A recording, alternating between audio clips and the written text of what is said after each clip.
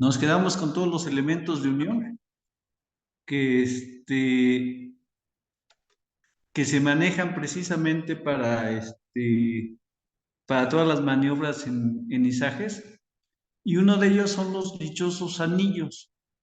¿Qué son los anillos? Los anillos pueden tener distintas formas que pueden ir desde la circular hasta la recta, pasando por todas las intermedias, como se observa en la figura de hasta abajo. Al igual que los cárcamos, o como nosotros los conocemos, los grilletes, la capacidad de carga varía en función del diámetro de su sección recta y de su forma geométrica que tenga y del tipo de acero con el que fue fabricado. Nosotros vamos a tener generalmente en el mercado hay tres tipos de anillos: lo que es el anillo redondo, el anillo ovalado y el anillo en tipo de pera. El con mayor resistencia es el anillo de tipo de pera. El que tiene una resistencia media es el anillo ovalado, y el que tiene una resistencia más débil sería el anillo redondo.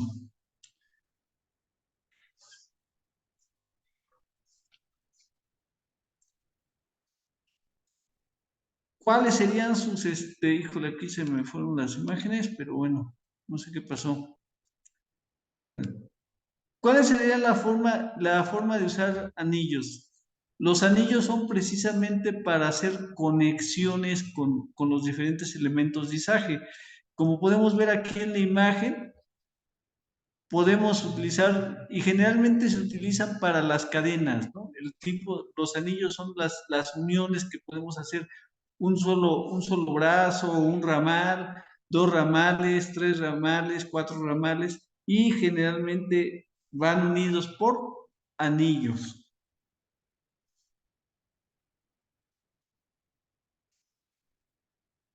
Otro elemento de unión son las dichosas argollas o cáncamos, o como nosotros los conocemos, los dichosos grilletes, ¿no? Se construyen en acero forjado y consta de dos partes: el cuerpo o estribo y el eje ajustable o tornillo, como podemos observar en la figura. Las argollas o cárcamos tienen que tener indicada por el fabricante la máxima carga admitida por ellos, cuánto pueden soportar estos grilletes, ¿no? Estos elementos requieren del siguiente cuidado: no debe de ser sometido al calor, no debe de cambiarse nunca su eje o tornillo, o reemplazarlo por cualquier otro elemento, ¿no? Que nosotros digamos, pues este nos va a resistir y con este lo podemos hacer. No debe de ser modificado en ninguna de sus partes y no puede ser soldado. Ya un grillete que haya tenido alguna de estas condiciones, o ha estado expuesto a alguna de estas condiciones, pues definitivamente ese grillete ya no sirve para hacer una carga de materiales, ¿no? O de elementos a izar. ¿Cuáles son las partes de una argolla o cáncamo, o como nosotros lo conocemos, grillete? Bueno, como ya lo vimos, es el cuerpo y es el tornillo o pasador, ¿no? De ahí el cuerpo lo podemos, o tiene una parte que se le llama corona. Aquí en la corona y en el pasador es donde tiene la mayor resistencia. Y ahí es donde van a ir colocados los elementos o las partes tanto del gancho como de las eslingas, ¿no? Ahorita vamos a ver un poquito más adelante cómo se colocan. Y entonces aquí son los puntos de resistencia: lo que es la corona y lo que es el pasador, ¿no? Aquí en medio del pasador. Y la carga límite de trabajo, aquí como vemos en la figura, bueno, ¿qué significan estas letras que tiene aquí el grillete? Bueno, estas letras, la WLL significa carga límite de trabajo, que es la máxima carga que puede soportar el grillete. Aquí, por ejemplo, está definido que son 7 toneladas. También aquí trae unas, ahí se fue el nombre,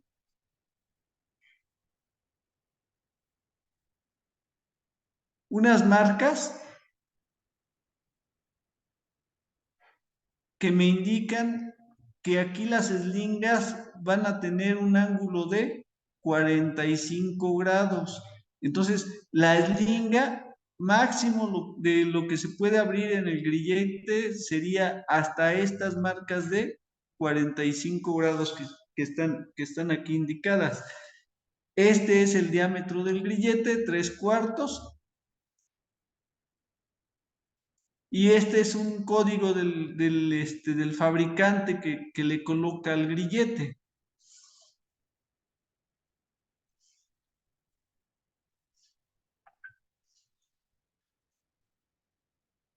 Las cargas siempre deben de aplicarse en el plano del arco, lo que habíamos hablado hace rato en la corona, ¿no? En la corona deben de ir las eslingas, que es lo que va a generar la carga. Y, por ejemplo, aquí vienen los ángulos. Si estamos a 0 grados, vamos a tener el 100% de la carga límite. Si estamos a 45 grados, que serían las partes aquí donde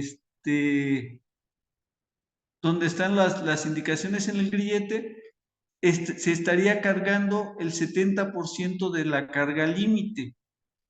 Y si están más abiertas hacia 90 grados, pues entonces ya estaríamos cargando nada más el 50% de la carga límite, ¿no? Entonces, si nosotros aquí en el grillete lo ponemos a 45 grados, las eslingas se abren a 120 grados en esta parte de aquí del medio, y sería lo más que podemos abrir o conectar una carga con eslingas, ¿no? ¿Te Sería el regresa, ángulo Rubén, por máximo favor? que pudiésemos tener. ¿Mandé? ¿Te puedes regresar a la anterior? A ver, ahí está. A ver, entonces, si ese billete, como ejemplo, cargaba 7 toneladas en el ejemplo que marcaste, a cuarenta y Ajá, cinco 7 grados, ¿qué quiere toneladas, así decir? es. ¿70% de esos 7 toneladas? ¿O no entiendo? Sí, ese precisamente el 70% de esas 7 toneladas. Lo que estaría soportando si si lo colocamos a 45 grados, que es el ángulo máximo O sea, en abertura. si lo pongo a 45, solamente puedo cargar como 5 toneladas. Así es. Ok, Ahorita un poquito más adelante se va a explicar esa parte de ahí también. ok, listo.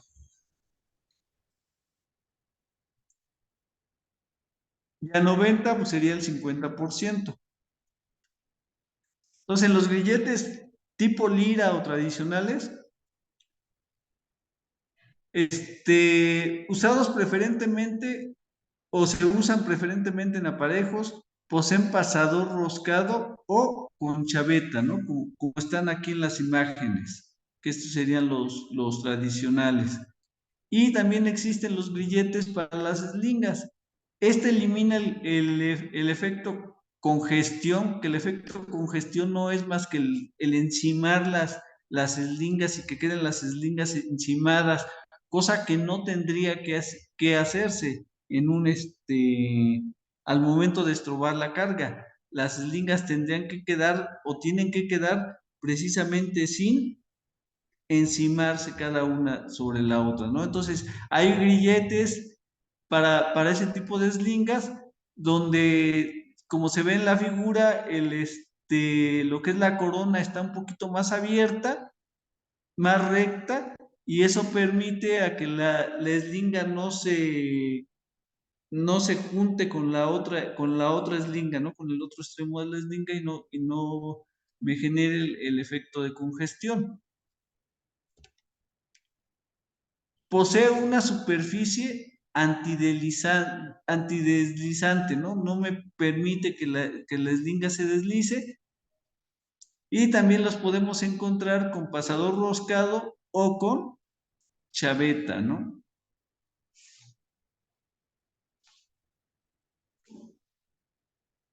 Bueno, una parte importante en cuanto a los grilletes es su inspección. Hay que hacer verificaciones periódicas. Verificar precisamente las dimensiones del grillete, que no haya deformaciones en lo que es la corona, que no haya deformaciones en el pasador o tornillo, y verificar el ajuste del pasador y de la rosca, ¿no? Que el ajuste esté correcto, que no haya movimiento del pasador. Y también es importante medir esta longitud, ¿no? Que el grillete no se esté deformando, no esté presentando ciertas deformaciones. De acuerdo a los materiales o con los materiales que están hechos, los grilletes están diseñados precisamente para soportar las cargas y no deformarse, solamente que nosotros nos pasáramos de esa carga, pues ya tendría el grillete ciertas deformaciones, ¿no? Entonces, por eso es importante usarlo adecuadamente y saber cuánto es lo máximo que puede cargar, ¿no? Bueno, no hay que reemplazar el pasador por ningún otro elemento. Eso está totalmente prohibido. Y hay que colocarle golillas, que son unos elementos de neopreno que se les coloca aquí para evitar que el gancho baile sobre el pasador y que me desnivele la carga, ¿no? Generalmente no se usan estas golillas, pero es importante que para mantener la carga o el gancho en medio del pasador, pues se pongan este tipo de golillas y no permita que el gancho esté bailando, ¿no? Bueno, y aquí vienen diferentes tamaños nominales y la carga límite de cada uno de los grilletes. Por ejemplo, si tengo un grillete de 1/4, me carga media tonelada. Si tengo un grillete de 5/16, me carga 3/4 de tonelada. Si tengo un grillete de 3/8, me carga 1 tonelada, ¿no? Y si tengo un grillete de 1 pulgada, me va a cargar 8,5 toneladas. Entonces, bueno, con esta tablita, pues nosotros seleccionaríamos el grillete más adecuado de acuerdo al tipo de cargas que tenemos o que tendríamos que estar izando. ¿Cómo usar un grillete? Ya cuando lo colocamos en el estrobo.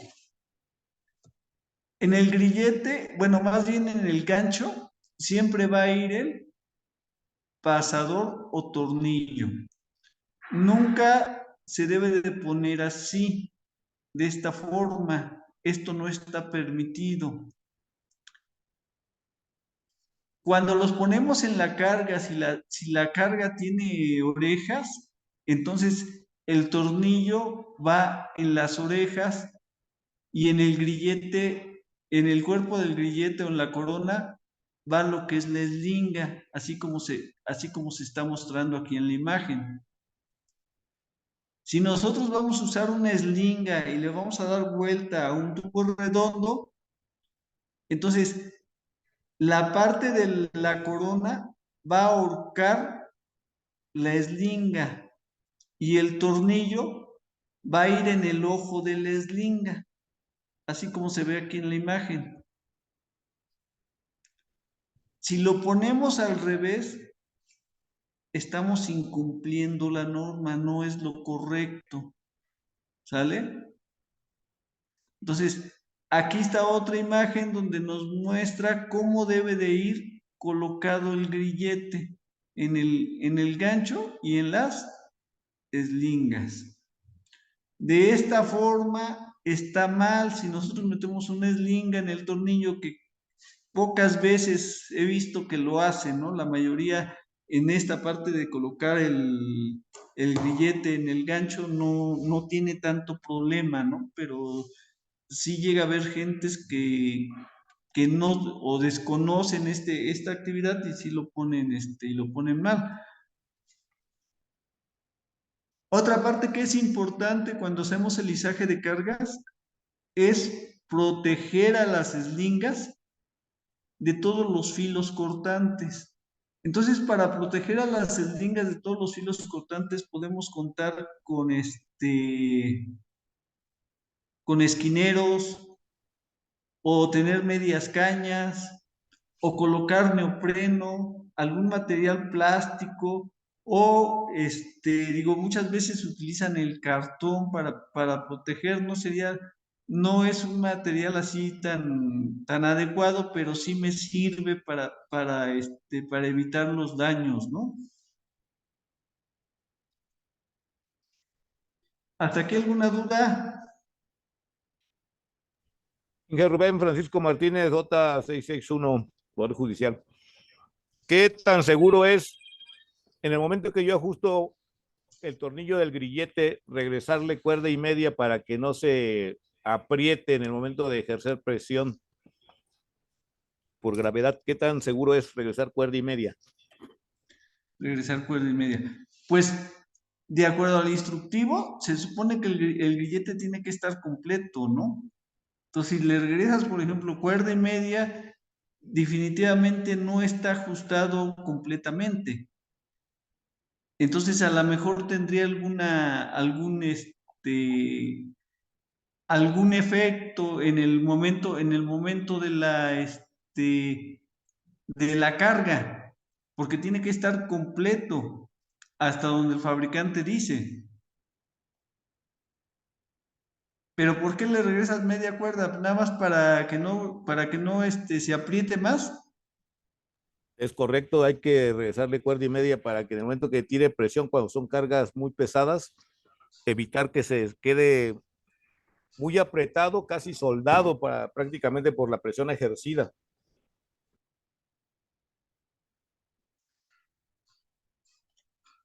Pero si le das, por ejemplo, si le das media cuerda hacia afuera, ¿qué estarías haciendo con el pasador?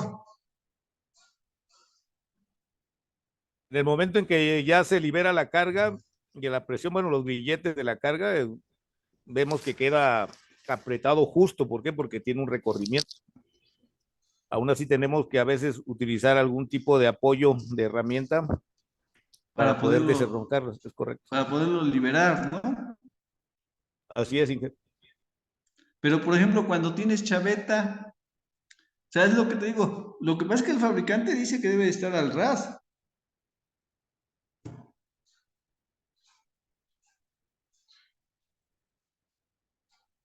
Y en el sentido de, te digo, el único beneficio sería que no se te aprieta tanto, pero sí se te aprieta de todas maneras.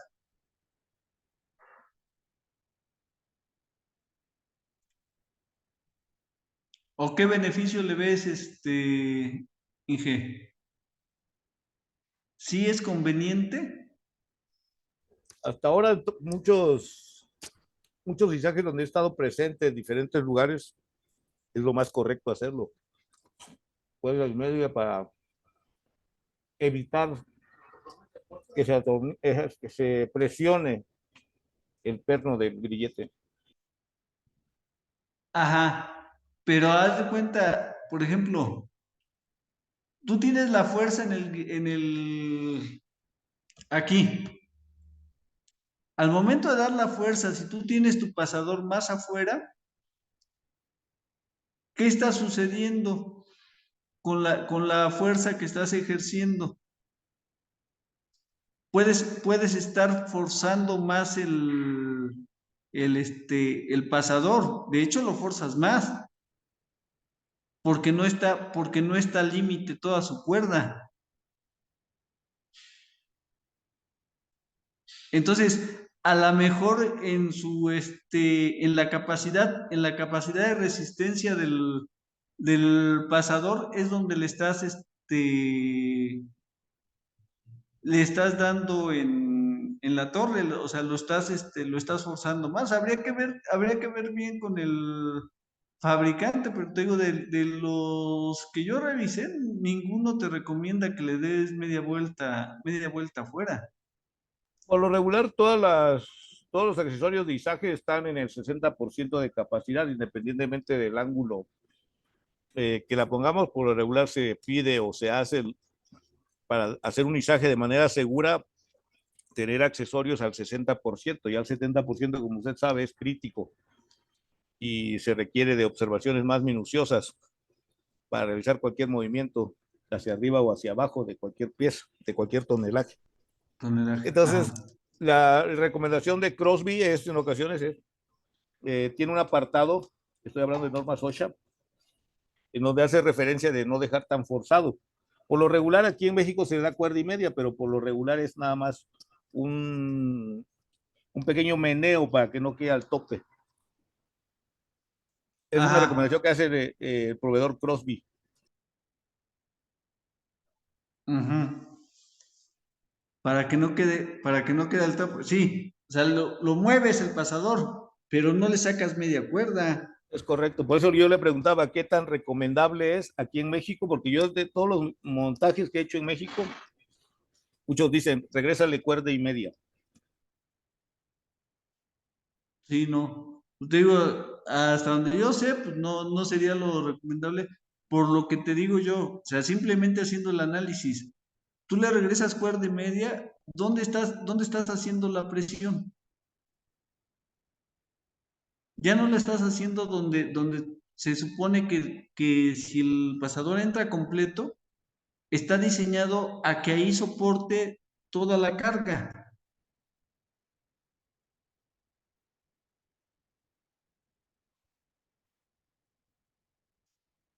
Pero te digo, habría que checar, para mí no es necesario regresar media cuerda y media, ¿eh?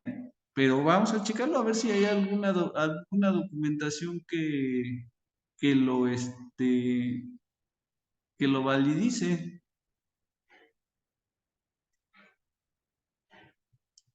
Bueno, continuamos. ¿Alguna otra duda?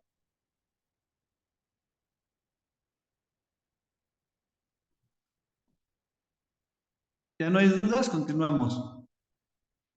Tipos de eslingas.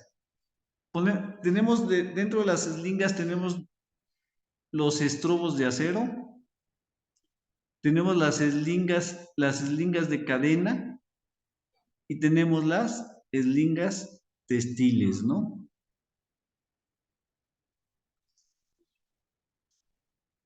Los estrobos de acero. Los estrobos de acero están formados primero por una alma, ¿no? Un alma central donde se enrollan todos los torones. Esta alma generalmente es de acero, puede ser de algún otro tipo de material, pero generalmente es de acero. Y en esa alma vamos nosotros a enrollar todos los torones. ¿Y qué es un torón? Un torón va, ahí se enrollan todos los cables o los alambres para generar un torón de manera helicoidal. Y todos esos alambres, que es el componente básico, también se van a enrollar en un mismo alambre para ir generando lo que es el torón. Y todos esos torones enrollados en el alma me va a dar lo que nosotros conocemos como cable o el producto final.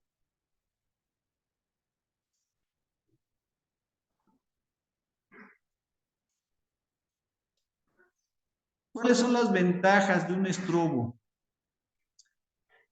Nos genera flexibilidad, nos da un poquito de elasticidad y menor peso en cuanto a las almas, en cuanto a las almas.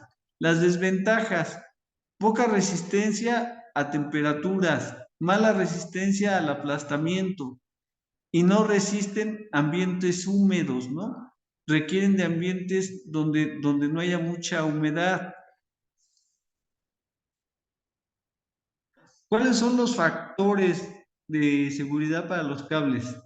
Una reducción de la resistencia del cable debido a su uso excesivo, la fatiga de los alambres y la corrosión, ¿no?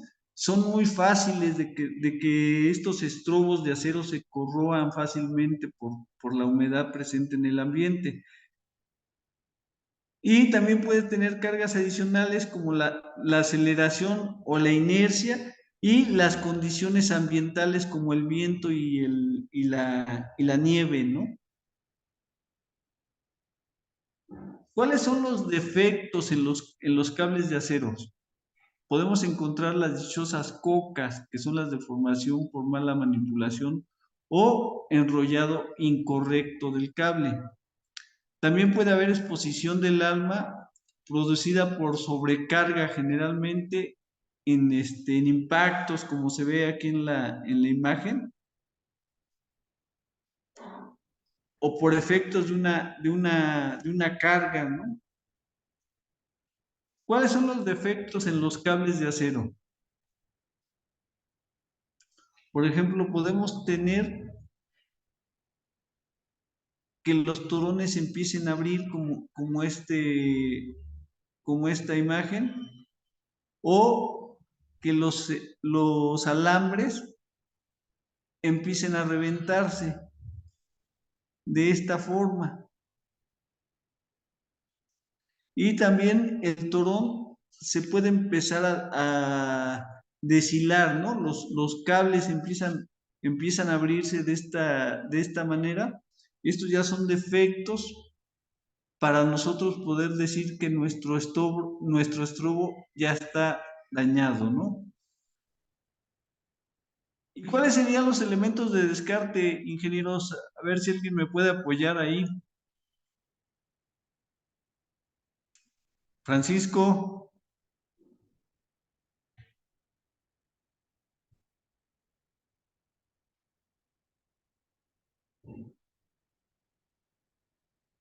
Gelacio, Francisco, ¿estás conectado?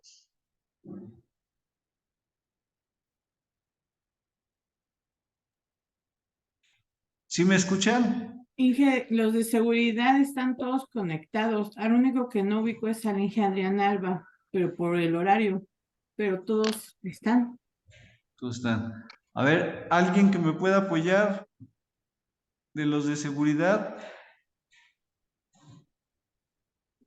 ¿Cuáles son las causas para descartar un estrobo de alambre?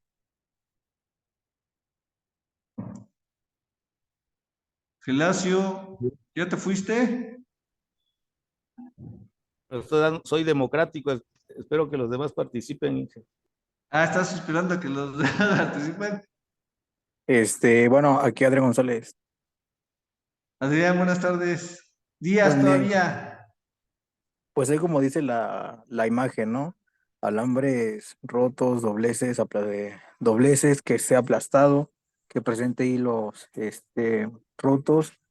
Y bueno, bien que cuando son cable de la grúa, pues igual presente esas condiciones, ¿no? Son en estas condiciones es para que se retire el equipo. Para que se retire el equipo, así es. Bueno, cables rotos. ¿Cuántos cables me permite la norma tener rotos? ¿Se acuerdan? La norma 9. Por ahí trae un valor.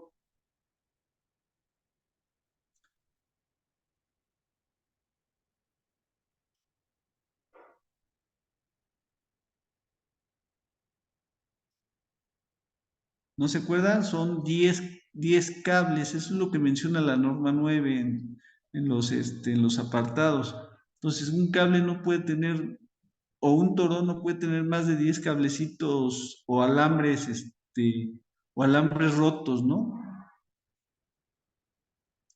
Bueno, entonces, los elementos para descartar un estrobo sería alambres rotos, que no exceda de 10 dobleces, que tengan dobleces, que tengan aplastamientos, que tengan apertura de torones, lo que estábamos viendo en la imagen, daños a la estructura del cable, daño térmico, corrosión.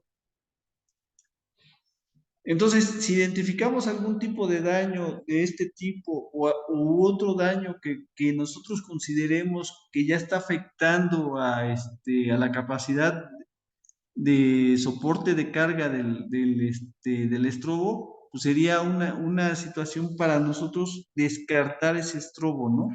Y aquí vemos imágenes de ese tipo de daños que puedan presentarse. Por ejemplo, un tirón o, o estrepada, lo que es el doblez de los ojos del estrobo, lo que puede ser un arco eléctrico, aquí como se ve en la imagen, o aplastamientos, ¿no? Que ya dañan el cable de acero y alambres rotos, ¿no?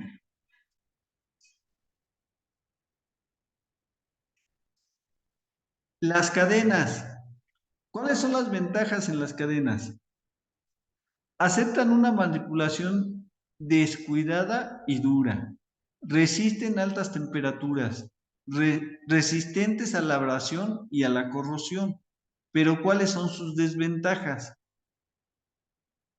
Complican su manipulación.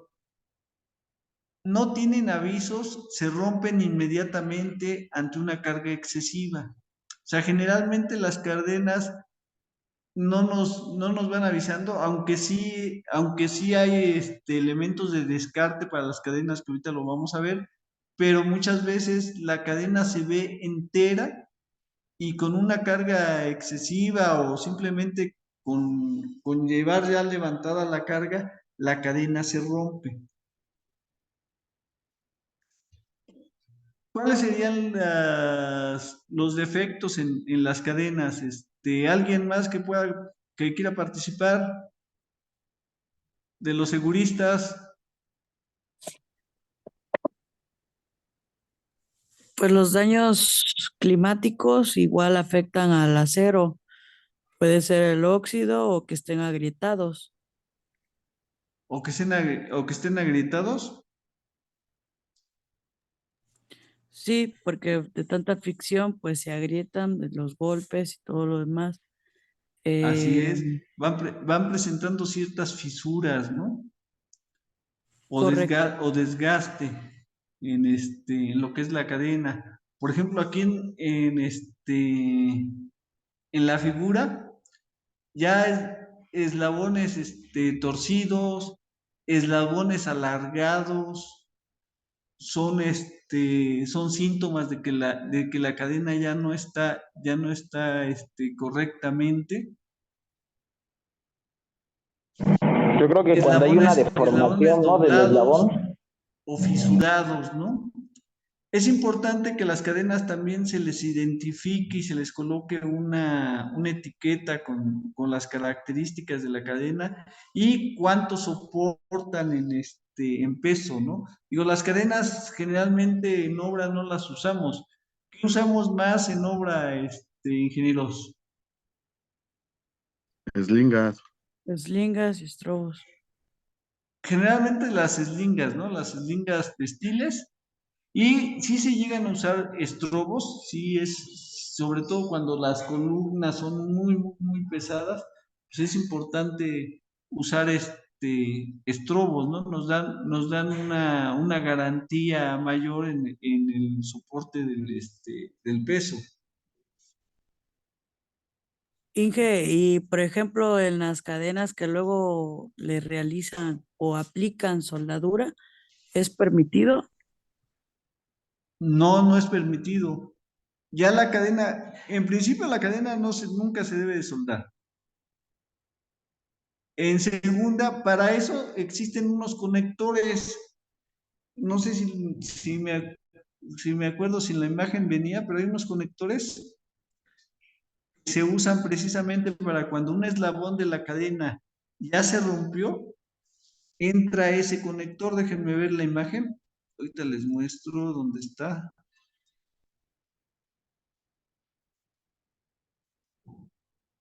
Aquí en Trooper otras compañías utilizan lazo para izar. Este conector es el que nosotros podemos usar para precisamente unir una cadena. Cuando el eslabón ya, ya dio de sí, ¿no? Ya hay un eslabón dañado, estirado, que ya no funciona, entonces se corta el eslabón y se le coloca este accesorio y eso me permite mantener la cadena en buenas condiciones y seguirla usando, ¿no? Ok.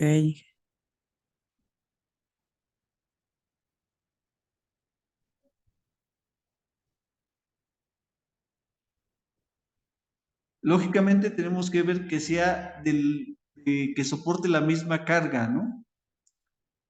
El conector que compremos soporte la misma carga del eslabón que estamos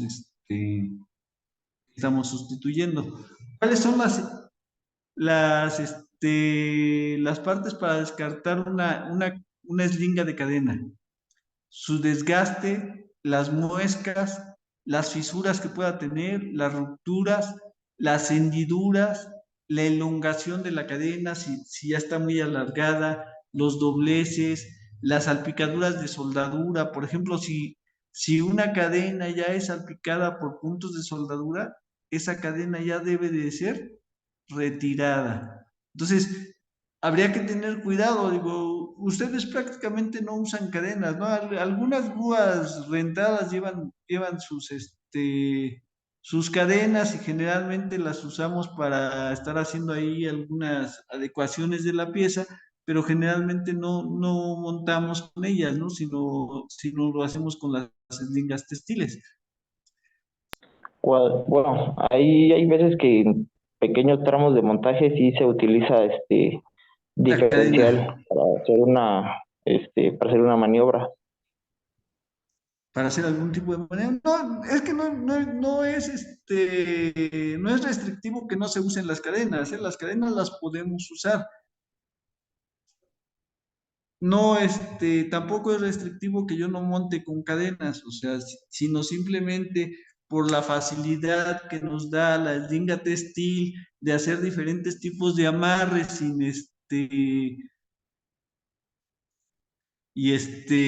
movilizar la pieza más rápido, pues es porque, por ejemplo, la cadena, acuérdense que sí tenemos que tener ciertos cuidados, porque el acero con acero muchas veces se barre, se corre.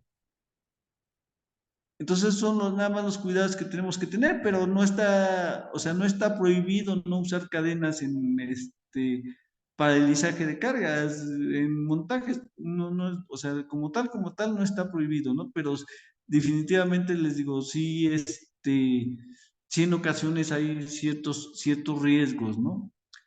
Otra situación es las temperaturas excesivas, apertura de los ganchos, en el caso de las cadenas que nosotros usamos con gancho, pues también ese gancho hay que estarlo midiendo, que no se abra más de la abertura que tiene, ¿no? Hay que estar verificando que no se vaya abriendo más y retirar también del servicio todos los eslabones cuando ya están desgastados o exceso de desgaste, más del 10% es lo que nos recomienda el fabricante. Si ya tiene más del 10% de su desgaste, entonces ya sería cambiarla, ¿no? Y aquí vienen algunos ejemplos, ¿no? Para cambiar las eslingas, fisuras como este tipo, desgaste excesivo de los eslabones, Y nunca hay que trabajar las cadenas enrollándolas, ¿no? Porque eso hace o facilita que la cadena se, se parta más, más rápido, ¿no? Y aquí están algunos usos de las cadenas. Hay que evitar tirones al subir o bajar la carga. Hay que hacerlo con una carga balanceada, ¿no? Y no que la cadena soporte el peso en alguna parte de su cuerpo más. Nunca sobrecargar. Cadena libre de nudos o de vueltas. No estrellar la carga nunca. Y el centro de gravedad debe de quedar por debajo del gancho. Dale. ¿Alguna duda? Yo aquí les amo, Inge. Entonces, ¿sí es recomendable la cadena o no, Inge? Porque muchos lugares ya no nos dejan hacer izajes con cadena. No les dejan hacer izajes con cadena. Mira, lo que pasa es como tal, la normatividad no te lo impide. Sin embargo, ¿qué sucede con las cadenas? ¿Qué vimos en las desventajas? Dice que la cadena nunca, o sea, tú no puedes predecir, todavía con la eslinga tú puedes decir, ah, bueno, pues aguanta 10 toneladas y si estoy subiendo 5 aunque esté deshilachada, pues me va a aguantar, generalmente no se rompen tan fácilmente. Sin embargo, una cadena no te avisa. Una cadena cuando menos lo sientes, madres, se rompe el, perdón por las groserías, se rompe el eslabón y se te viene la carga abajo. Entonces, en muchas obras por eso no te permiten el uso de cadenas para hacer el izaje. ¿Qué es lo recomendable cuando se iza piezas? O eslingas textiles o estrobos de acero. El estrobo de acero no tienes ningún problema con el estrobo de acero para levantar cargas pesadas, ¿no? De hecho, es lo que les decía yo, en cargas muy pesadas muchas veces ya no se usa la eslinga, sino se utilizan los estrobos de acero. Pero, sin embargo, te digo, o sea, todo depende también el tipo de carga que vas a usar y qué tan alto lo vas a levantar, ¿no? Si tú vas a hacer un izaje muy elevado, pues no está recomendado para nada el uso de cadenas, ¿no? Pero, por ejemplo, aquí en la planta, que nada más hacemos levantamientos de carga de un banco a otro, no hay ningún problema que usemos cadenas, porque de alguna manera no es tan fuerte la fuerza que se ejerce o la distancia que nosotros recorremos. Pero en el caso de obras donde subes bastante o demasiado las piezas a montar, pues sí, definitivamente no es tan recomendable el uso de cadenas. Sin Ah, embargo, ok. la norma como tal no te lo limita, nada más te dice que, o sea, debes de tener la capacidad adecuada para poder soportar tu carga. Bueno, yo lo que había sabido es de que, por ejemplo, como es acero, la cadena es acero, pues, el acero con el acero se resbala, entonces hay mucha gente que no le pone los estrobos. En dado caso de que no tengan estrobos, se puede hacer esa maniobra de izar en altura, bueno, alturas largas, siempre y cuando se contemplen orejas, ¿no? Soldadas a la estructura que se va a montar. Y ya Así de ahí, es, siempre. y bueno, ya de ahí los grilletes o los ganchos de seguridad que tengan las cadenas ya no necesitan los estrobos, Ya no necesitan qué, perdón, ya no necesitan los estrobos. los estrobos. Sí, o sea, es lo que te digo, lo puedes hacer. Sin embargo, o sea, si se dan cuenta en las capacidades de los estrobos, las capacidades de los estrobos son muchísimo mayores. Entonces, los estrobos se usan generalmente cuando nuestras piezas metálicas son de pesos ya mucho más grandes, en donde, donde ya las eslingas o las cadenas ya no nos dan esa resistencia, pero yo puedo usar estrobos, puedo usar cadenas, puedo usar eslingas textiles, siempre y cuando la carga y evitar precisamente eso. O sea, otra de las desventajas de las cadenas es eso, ¿no? Que se resbala. O sea, Un no hay un agarre. agarre preciso con la cadena del material que estamos estrobando, y luego si lo elevas a alturas bastante altas, pues eso te provoca o te puede provocar un accidente, porque imagínate que una carga se te desnivele o se corra la cadena, ya cuando la llevas 10, 15 metros arriba, pues está canijo, ya no puedes hacer nada con la carga. Entonces, por eso son de las cosas que no se recomiendan, ¿no? Sin embargo, les digo, la normatividad como tal, no las prohíbe de tajo.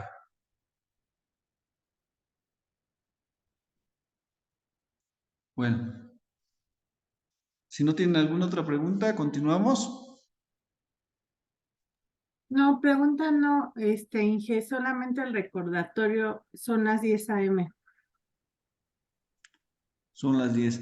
Mira, pues ahora sí que yo me sigo con la presentación. Sí, Si dan 10 y no, o sea, media recuerde que acaba 10:30, pero así les estoy recordando para ir, manejando mejor los tiempos. porque, por ejemplo, este tema es muy largo, a lo mejor no lo vamos a alcanzar a terminar, pero pues hacemos otra sesión más adelante, se permita, o sea, porque, por ejemplo, ahorita todavía nos falta, vamos a ver, líneas textiles, todavía falta lo de las grúas, ya las grúas, por ejemplo, cuándo es un mensaje crítico, cuándo es Ok, un por mensaje eso, o sea, sí continuamos, Inge. no crítico. Ajá, sí. Entonces Sí, continúo. sí, a las 10:30 acaba, o sea, por eso digo, nada más les doy un aviso a las 10 para que vayan manejando mejor los tiempos. Bueno, entonces en cuanto a eslingas textiles, ¿qué es una eslinga? Es el conjunto de uno o más componentes de cinta cosida para unir las cargas al gancho de una grúa u otra máquina de elevación, ¿no? Y bueno, está la norma EN 1492, que es una norma europea, donde me marca que la carga máxima de utilización me las marca por colores. Y me va diciendo, las eslingas de color morado soportan una carga máxima de utilización de 1000 kilogramos. Las color verde me van a soportar una carga máxima de utilización de 2000 toneladas, digo, de 2 toneladas o 2000 kilogramos. La amarilla de 3000 kilogramos. La gris de 4000 kilogramos, la roja de 5000 kilogramos, la marrón de 6000 kilogramos, la azul de 8000 kilogramos y la naranja de 10.000 kilogramos o 10 toneladas. Eso es lo que me marca la norma europea. El código de colores para las eslingas. Generalmente este código de colores se utiliza en las eslingas sin fin, esas eslingas redondas que nosotros llegamos a comprar. No sé si a algunos de ustedes les ha tocado. Sí, Inge. Entonces, esas eslingas están regidas por este código de colores, y de acuerdo al color es la carga máxima que soportan, ¿no? Bueno, y aquí en la imagen vemos una etiqueta de, de una eslinga. Y esa etiqueta de una eslinga nos trae generalmente estos valores, ¿no? El WLL y el SWL. ¿Qué son esos valores? Por ejemplo, el WLL es la carga límite de trabajo, y es la carga expresada en toneladas. Generalmente en las eslingas vienen en toneladas o en kilogramos.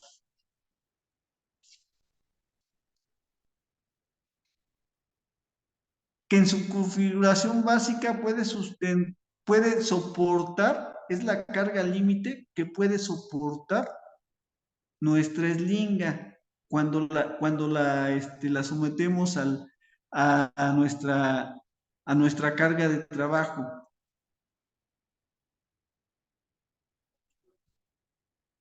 Entonces corresponde a la carga o la fuerza máxima que nuestra eslinga debe de trabajar o la podemos someter a esa fuerza. ¿Y qué es la carga segura de trabajo, que es la SWL?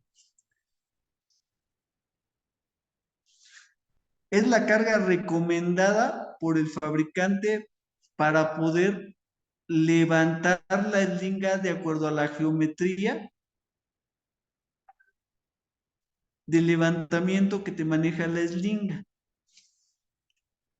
¿Sale? Entonces, por ejemplo, aquí no sé si se han dado cuenta, bueno, la mayoría de ustedes yo supongo que ya revisan la etiqueta de la eslinga y se dan cuenta de estos valores. Por ejemplo, en axial, aquí me dice cuánto puedo soportar, que es la carga segura de trabajo. Enlazada, igual, aquí trae cuánto puede soportar la eslinga con esa forma geométrica del uso. Y en U también me trae aquí cuánto es la carga que puede soportar.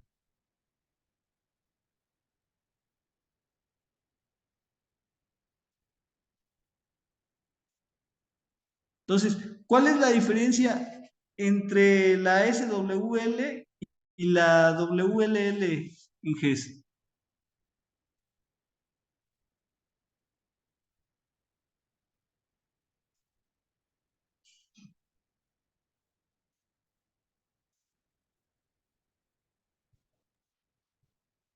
El grado de riesgo al usarlo, ingeniero. ¿El grado de riesgo de qué? De cada uno. Como uno especifica que es el límite y el otro es la carga de trabajo seguro. La carga de trabajo seguro, así es. Si Por nosotros, ejemplo, si nosotros trabajamos con el WLL, nos podemos exponer a riesgos. Hay un peligro inminente. Pero si trabajamos con el SWL, no estamos trabajando en el parámetro de una buena seguridad. de una buena seguridad, bueno, va por ahí Ernesto.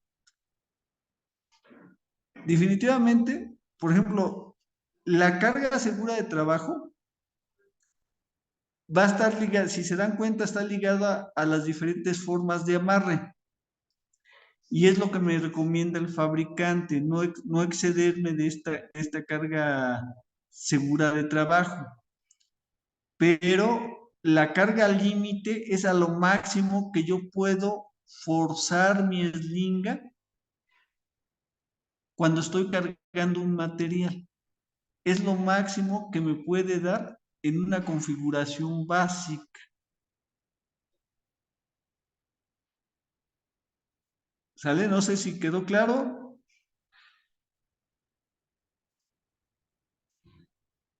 Sí, Nos continuamos. También vienen otros dos elementos, que es el BS y el SF. El SF, aquí en la eslinga, viene también indicado. Y este es un factor o un coeficiente de seguridad que generalmente lo da el fabricante o vienen establecidas en las normas, tanto la ASME B3009 como las normas europeas. Y es la razón entre la carga de ruptura y la carga o fuerza de trabajo a la cual el elemento será sometido. ¿Y qué es la carga de ruptura? La carga de ruptura es la BS, que es la fuerza o el peso en el que expresado en kilogramos o en libras, a la cual se puede someter nuestra eslinga y no sufrir alguna ruptura o perder sus propiedades o dejar de sostener la carga, ¿no? O sea, la carga de ruptura es cuánto o a qué fuerza se me va a empezar a presentar daños en la eslinga o se va a romper y va a caer la carga, ¿no? Entonces, el factor de coeficiente te va a relacionar lo que es la carga de ruptura y la fuerza de trabajo a la cual el elemento es sostenido. Es esa relación y te dan este factor, ¿no? Por ejemplo, factor 5:1.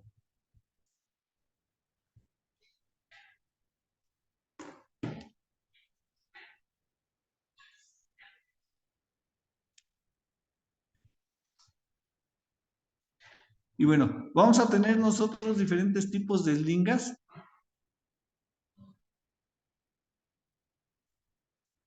¿Cuáles son las que generalmente usamos nosotros? Eslingas ojos planos, eslingas ojos torcidos y las dichosas eslingas sin fin.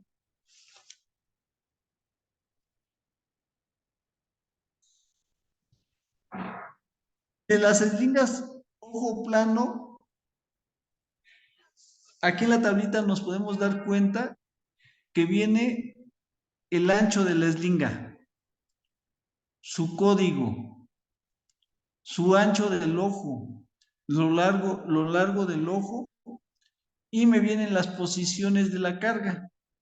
Y en estas posiciones de la carga me maneja vertical, enlazada y en U. Y por ejemplo, si yo tengo una eslinga de 1 pulgada, ¿cuánto me soporta en vertical? 726 kilogramos.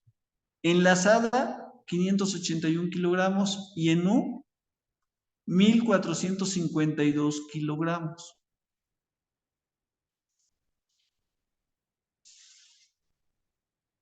Y este código me va indicando el número de capas de la eslinga. Si se dan cuenta, aquí se ven las capas. Si es 1 capa, si es 2 capas, si es 3 capas, si es 4 capas. ¿Y qué sucede con esas capas?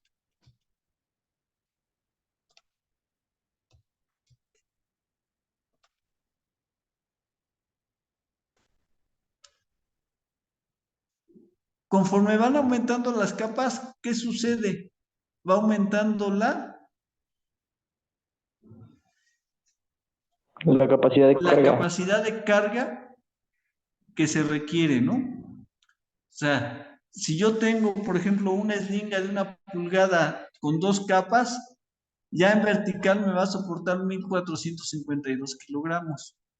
Si tengo con 3 capas, igual de 1 pulgada, o sea, aquí la capacidad de la carga no está definida por el ancho o largo de la eslinga, sino está definida por las capas que tiene la eslinga. Entonces, entre mayor capa sea, mayor es su capacidad de carga que yo voy a tener en la eslinga. Entonces, por ejemplo, puedo tener una eslinga de 1 pulgada con 4 capas y me va a soportar en vertical 2.813 kilogramos.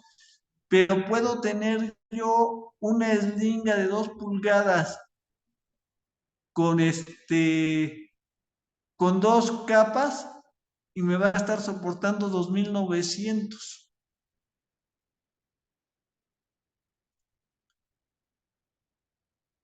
No sé si se dan cuenta.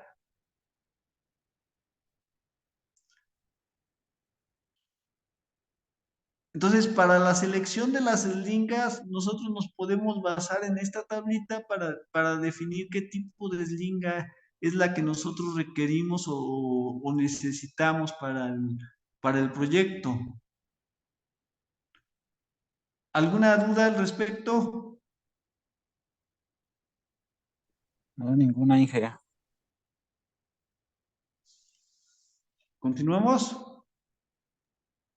Por favor.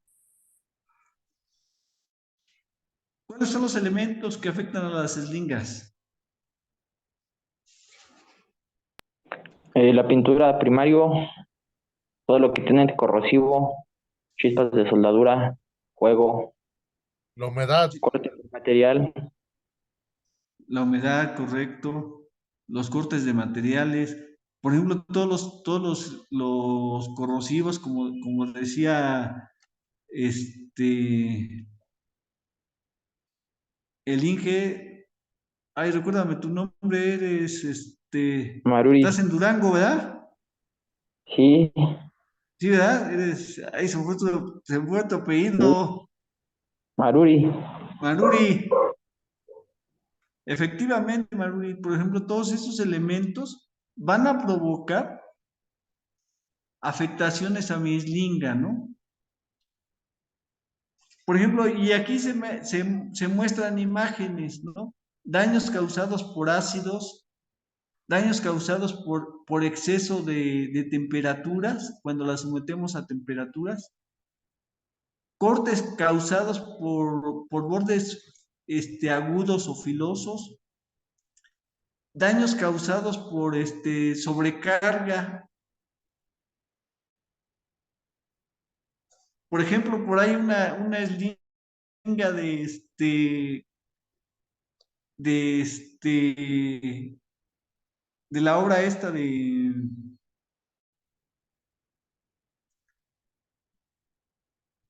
la que está en Iztapalapa.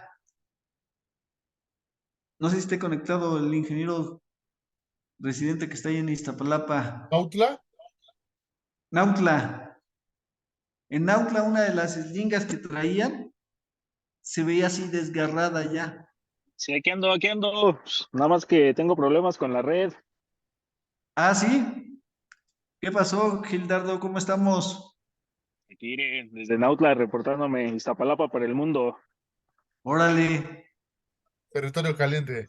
Ya ves que la roja Así es. presentaba una configuración muy parecida a esta. Sí, sí, Y tenía estos ahí son daños unas. causados por una sobrecarga, ¿no? Por alguien que a lo mejor en su momento se le hace fácil decir, no, pues le metemos más carga, aunque soporte 5 toneladas, yo he visto que soporta más y le metemos más carga.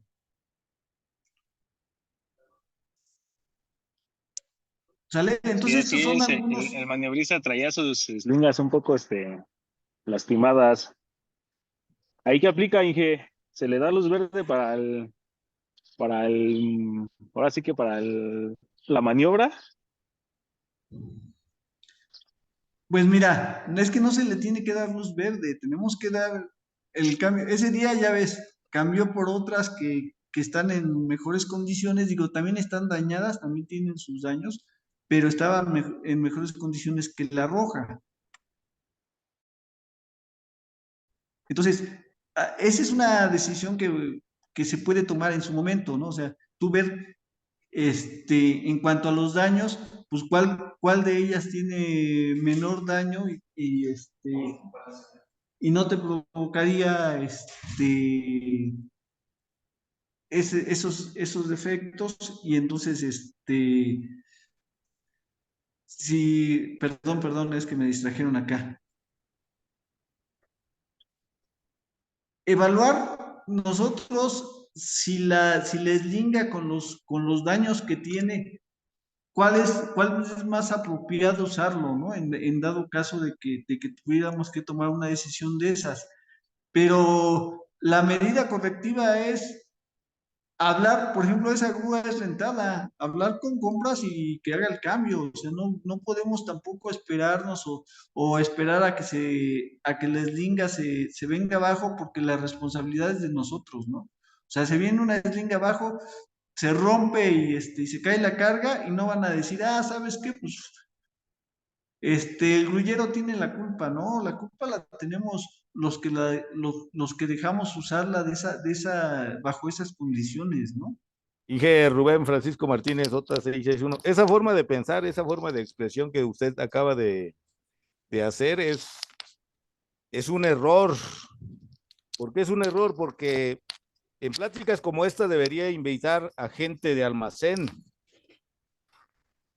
o de equiparrent, porque nos mandan eslingas y en diferentes proyectos donde he estado deplorables, o sea que ya, de hecho, yo acabo de jubilar una totalmente porque esa eslinga que enviaron para acá yo la había encontrado ya en otra obra, entonces dije, bueno, la van a seguir mandando y como usted dice, bueno, hay que darle una segunda oportunidad a la eslinga. ¿Una segunda oportunidad para qué? Para que se caiga la carga, para que se reviente, una segunda oportunidad para que cause un accidente. La decisión es inmediata, o sea, ya la eslinga tiene un daño en su costura, en sus tejidos, en la parte interna, pues jubilarla inmediatamente. O estamos jugando a que haya una segunda oportunidad para que haya un incidente, porque las personas que reciben esas eslingas en almacén, pues no tienen el criterio para determinar si es seguro o no volver a utilizarlo. Gracias. Así es. Sí, no, o sea, no, definitivamente lo que yo estoy diciendo es eso, ¿no? O sea, no puedes seguir trabajando con eslingas dañadas.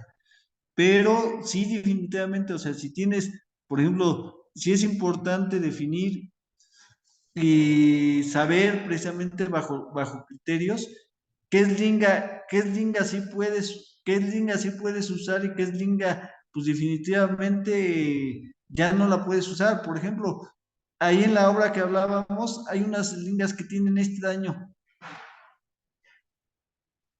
estos jalones en las orillas. A una eslinga que tenga un jalón de este tipo o que presente ya desgarramiento de esta manera, pues definitivamente te vas por esta. No es lo correcto, o sea, ninguna eslinga tiene que estar dañada, ¿no? O sea, tendríamos que trabajar con eslingas en buenas condiciones, porque todos estos elementos, pues ya son fallas de la eslinga, ¿no? Pero a lo que voy yo, no estoy diciendo que no las quiten o las eliminen, sino en el momento, si tú tienes dos eslingas y te presentan estas dos características, pues ¿cuál vas a usar? Pues la que esté menos jodida. En ese momento, sin embargo, el asunto es, luego, como le dije a Gildardo, luego hay que hablar con compras y que te haga el cambio el proveedor. Y esa responsabilidad es de nosotros. Desafortunadamente, muchas veces por querer hacer el trabajo y porque hacen el trabajo, se pierde tiempo en realizar el trabajo y nos vamos a retrasar. Se hacen las cosas con las eslingas dañadas como están. Y es cosa que no debemos de hacer, ¿no? Tenemos que cambiar esa mentalidad a que se hagan con elementos en buenas condiciones. Y si les tenemos que jalar las orejas a alguien, pues hay que empezárselas a jalar, ¿no? Si Equiparren tiene que comprar más eslingas, pues que las compre. Si los proveedores por eso se están alquilando, si el proveedor te manda una eslinga en malas condiciones, pues sabes que no la uso y yo voy a detener la grúa hasta que no venga la eslinga en buenas condiciones, ¿no? Pero desafortunadamente muchos residentes tienen la soga al cuello y les llega el equipo así, pues así lo usamos, ¿no? Bueno, ¿cuáles son los criterios para descartar una eslinga?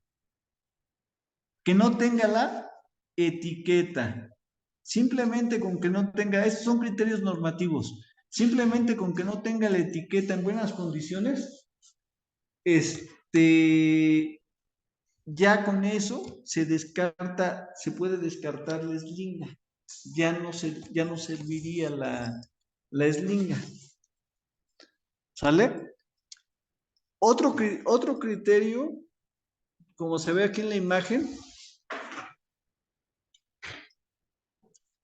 permítame tantito.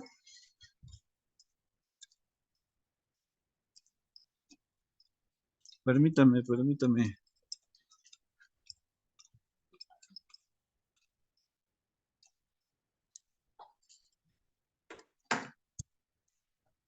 Otro criterio, como se ve aquí en la imagen,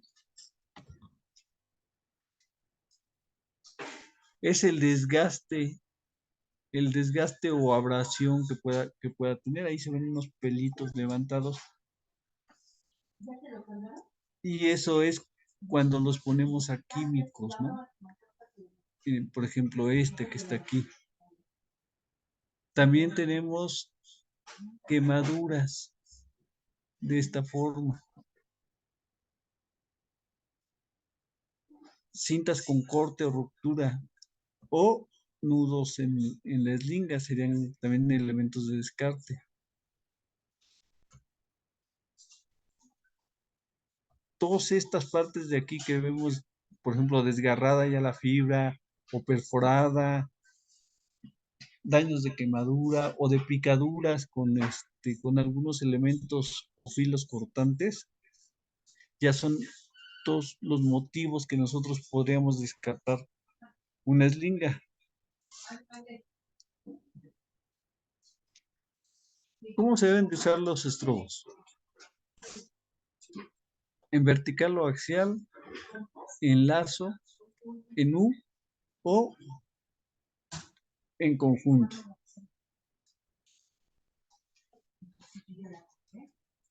¿Vale? El ángulo de la estrobada. La capacidad de la carga de un estrobo depende de su diámetro, su configuración, el tipo de acero y de los ángulos que forman sus piernas y las horizontales, ¿no? A ángulos inferiores a 45 grados, los estrobos se someterán a esfuerzos mayores que tienden a comprimir la carga. Por ejemplo, aquí vemos también otra imagen donde la capacidad de la carga de un estrobo depende de su diámetro, la configuración, el tipo de acero y los ángulos que forman sus piernas y la horizontal, ¿no? Entonces, entre más pegado esté la eslinga hacia la carga, más va a ser el esfuerzo de los brazos de la eslinga para soportar la carga. Y entre más se abra el ángulo, el esfuerzo va a ser menor, como aquí lo vemos en esta imagen. A medida que el ángulo horizontal disminuye, la carga es comprimida y el estrobo funciona con mayor fuerza. Entonces, entre más pegado esté a la carga, mi estrobo, mi cadena o mi eslinga va a sufrir mayor esfuerzo, ¿no? Por ejemplo, aquí vemos a 60 grados con una carga de 1000 kilogramos, estaría resistiendo cada una de las eslingas o la tensión que tiene la eslinga sería de 577 kilogramos. Si el ángulo se reduce a 45 grados, entonces ya la tensión de la eslinga ya sería mayor, subiría a 707 kilogramos. Y si el ángulo es de 30 grados, como se ve aquí en la imagen, ya estaría cargando cada uno de los brazos de la eslinga 1000 kilogramos, la misma carga que nosotros tendríamos, ¿no? Entonces, bueno, aquí viene la imagen también de cómo determinar las diferentes cargas de acuerdo al ángulo. Por ejemplo, en 0 grados, la tensión real de la eslinga va a ser igual a la carga máxima de utilización. A 40 grados, la tensión de la eslinga es la carga máxima de utilización entre 1.06. A 60 grados, la carga máxima de utilización, digo, la tensión de la eslinga va a ser igual a la carga máxima de utilización entre 1.16. A 90 grados, la tensión de la eslinga va a ser igual a la carga máxima de utilización entre 1.42. Y a 90 grados, que son 120 grados a lo que estábamos viendo hace rato, aquí entre eslinga y eslinga, la tensión de nuestra eslinga sería la carga máxima de utilización entre 2. ¿Sale? ¿Y cuál es el ángulo recomendable aquí en el gancho de las eslingas? Es 60 grados. Con 60 grados es lo que debemos de tener para garantizar una carga segura.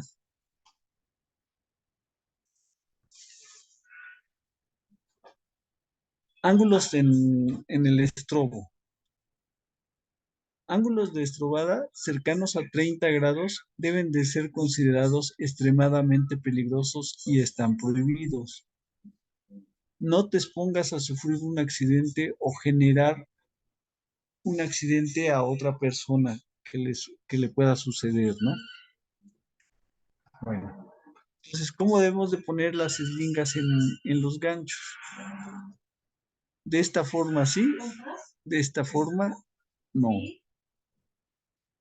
Por ejemplo, si utilizamos argollas, no debemos de meter la argolla al gancho de esta forma porque nos podemos agarrar los dedos. Debe de ser de esta forma. Si vamos a colgar ganchos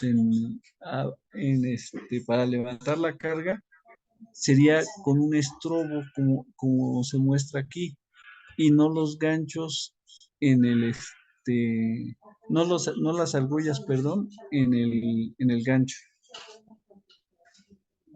Cuando hacemos cargas de materiales redondos, le tenemos que dar una doble vuelta a la cadena o en caso de utilizar cadenas, para que la carga no se me zafe, ¿no? No se corra, precisamente lo que hablábamos también de que con acero se corre, se barre. Nunca efectuar reparaciones con cargas elevadas. Si vamos a cargar un elemento que ya tenga orejas, no podemos hacer el estrobo de esta forma, tendría que hacer de esta manera, ¿no? Si, por ejemplo, si nosotros tenemos una eslinga o unas cadenas con varios ramales, entonces, y nada más ocupamos 2 ramales, por ejemplo, que tiene 4, estos 2 ramales tendrían que ir a la argolla para que sea un izaje permitido, ¿no? No puedo llevar los otros 2 ramales ahí colgando. Los ganchos deben de estar conectados de una manera tal que evite que se desenganche, como aquí en la imagen, por ejemplo.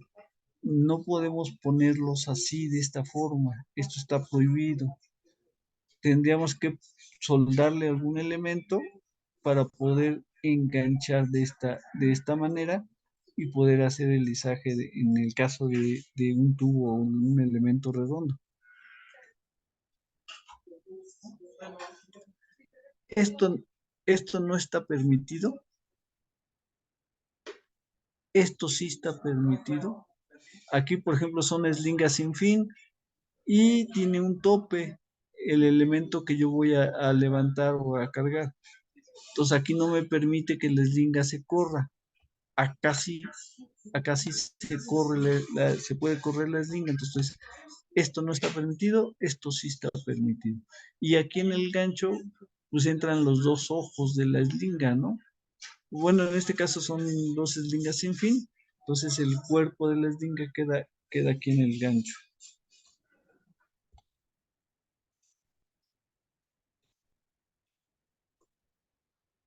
Esto no está permitido, esto sí está permitido. Cuando también son eslingas sin fin, le podemos dar una vuelta de esa forma.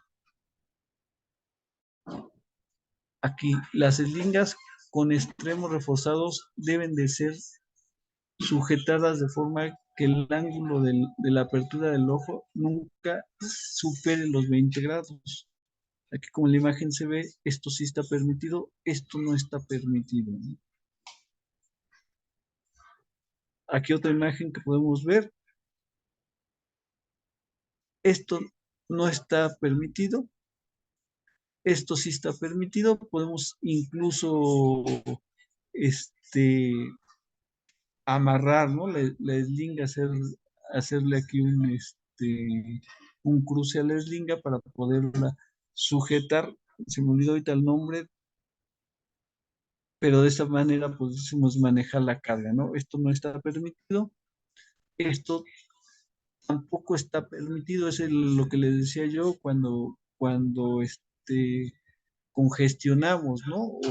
O sobremontamos varias eslingas, tendría que ser utilizando ganchos diferentes en caso de ser necesario. Esto no está permitido, estar transportando cargas sin tener protectores para que no sufran daños. Esto sí está permitido, ¿no? Entonces, ¿cuántas de estas situaciones que les estoy presentando ahorita las hacemos en obra o las dejamos de hacer, ¿no? Por ejemplo, si las cargas son demasiado largas o requeriríamos de algún tipo de balancín para poderlo realizar. Ya voy a acabar.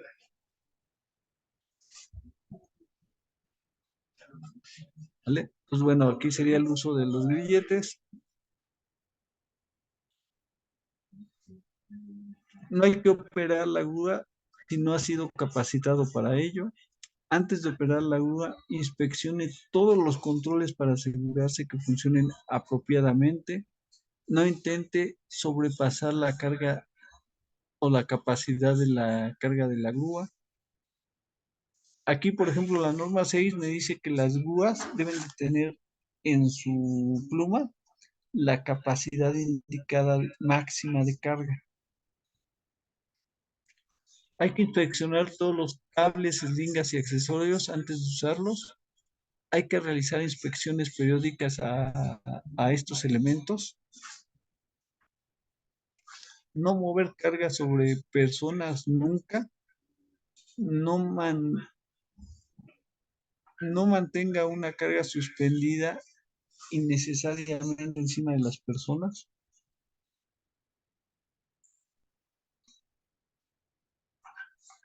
Nunca hay que manipular la carga con la mano. Ahí hay que utilizar, por ejemplo, las líneas de viento para estar moviendo la carga.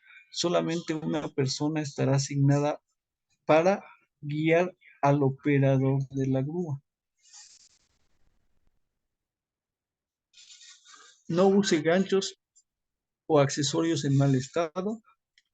Use elementos de protección personal, casco, guantes, botas. Y si es demasiado ruido, pues serían tapones auditivos, ¿no? Prácticamente esta sería la segunda parte. Aquí hay varias formas de cargar cargas. No sé si tengan alguna duda al respecto. Terminaremos la segunda parte. Falta la tercera y la cuarta parte, que serían las grúas, los tipos de señales cuando se elevan las cargas, lo que sería el maniobrista, ¿no? ¿Cuáles serían las funciones del maniobrista? ¿No tengan alguna duda al respecto? No tengo dudas, profe. Adelante, pues por mí sería todo. Gracias por su participación. Que estén bien. Muchas gracias, Inge. Pues Gracias, Inge, Rubén. Excelente tema. Pero prendan sus camaritas, por favor, un minutito. Gracias, Inge. gracias, excelente tema. Pendientes para la próxima semana, Inge Rubén. De hecho, sí, yo creo que la tercera parte va a ser el Antes siguiente no los sábado. escuché. La siguiente parte, la parte número 3 va a ser el siguiente sábado, Inge. No, el siguiente sábado me voy. ¿Se Voy va? allá con Francisco, precisamente se va a dar una de alturas. Ah, ya. Bueno, entonces lo checamos, a ver qué tema está pendiente. Sí.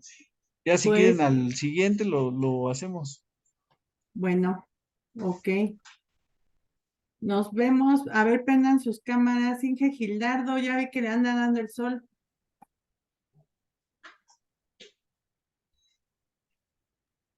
Reportando desde el Soriana. Ah, ya. Muy bien. Pues bueno, nos vemos. Excelente fin de semana. Cuídense mucho todos. Gracias, Lick. Igualmente. Nos vemos, Inge René. Eso no la que Gracias, buena. buen fin. Gracias. Gracias a Buen fin. todos.